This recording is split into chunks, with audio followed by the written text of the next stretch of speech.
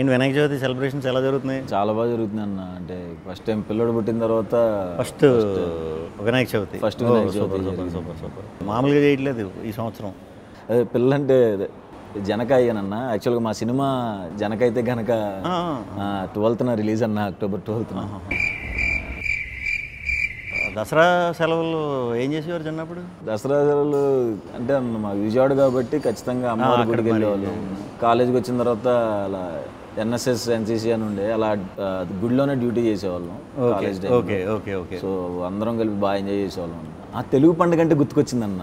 మన రాజుగారు ఇప్పుడు ఖచ్చితంగా పండగకే రావాలి అని ఫిక్స్ అవుతారు కదా. సో ఇది కూడా దసరాకే వస్తుందన్న. పండగ ముందు మీది స్టార్ట్ అవుతుందన్న. పండగ మీతో స్టార్ట్ అవుతుంది, మా సినిమాతో ఎండ్ అవుతుంది అన్న. పండగ ముందు మీరు పండగ రోజు మీరు దిగుతున్నారు. అవునన్న. వారం ముందు మేము దిగుతున్నాం.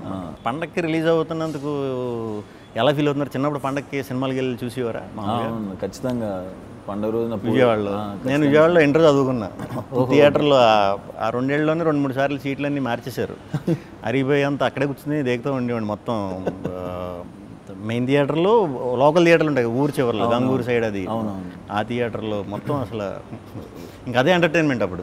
సినిమాలు పిచ్చి మొదలైంది కూడా అంటే దూకుడుగా బ్లాక్లో టికెట్లు కొంటాలు, జనాల్లోంచి దూరం వెళ్ళిపోవటాలు అన్నీ విజయవాడ ఇదప్పుడే అక్కడి నుంచే స్టార్ట్ అనమాట. విజయవాడ చైతన్య అన్న, నలంద. నలంద. ఓకే.